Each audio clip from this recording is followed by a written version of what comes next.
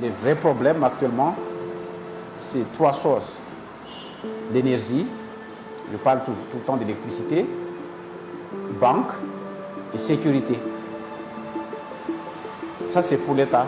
Sinon, ce n'est pas possible du tout de parler tout le temps Madagascar en voie de développement, tout ça, c'est pas possible.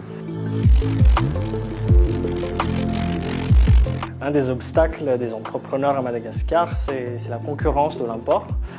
Par exemple, si vous faites du savon, c'est déjà très difficile d'aller trouver les bonnes matières premières, que ce soit de l'huile de palme ou que sais-je, d'aller recruter les bonnes personnes, de les former, de monter une usine ou un atelier, de mettre en place les bons process et ensuite de commercialiser les produits.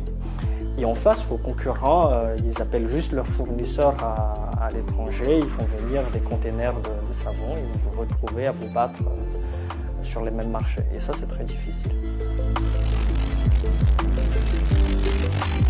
Moi, je pense que le secteur public doit se positionner comme facilitateur au niveau administratif et financier, mais aussi au niveau des infrastructures. C'est pas normal que des startups aujourd'hui payent 1 500 € d'internet par mois.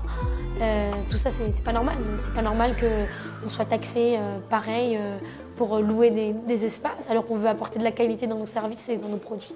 C'est difficile pour moi de travailler avec des banques avant. Mais maintenant, je travaille avec eux facilement. Pourquoi? Parce que moi, je suis connu.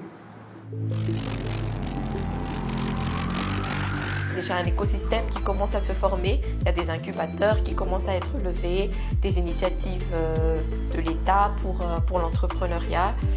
Il y a aussi des banques qui commencent à proposer des tarifs pour les entrepreneurs. Mais je trouve que ça reste, que les entrepreneurs restent quand même un peu lésés par rapport à tout ce qui est financement et accompagnement en amont. Oui, il y a des cours surprises aussi à Madagascar, mais donc c'est... Cours surprises, par exemple, là, si... on ne sait jamais, il y a toujours des surprises partout.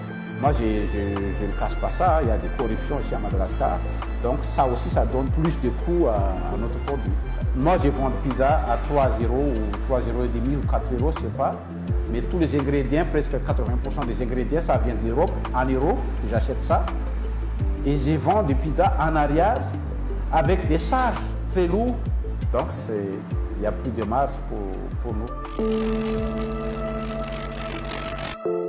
On a vu des PME qui étaient capables de modifier leur business model en quelques jours, en quelques semaines pour s'adapter à la crise. On a vu des PME qui étaient capables de trouver même de nouvelles idées, de nouveaux marchés en pleine période de crise. Donc oui, moi je défends farouchement les PME malgaches et je suis pas partisan de ceux qui pensent que nous on a une faible culture d'entrepreneuriat. Nous on a une vraie culture d'entrepreneuriat à Madagascar, mais ce qui nous manque, c'est vraiment un écosystème qui supporte justement les entrepreneurs et les entreprises pour leur permettre d'atteindre leur plein potentiel.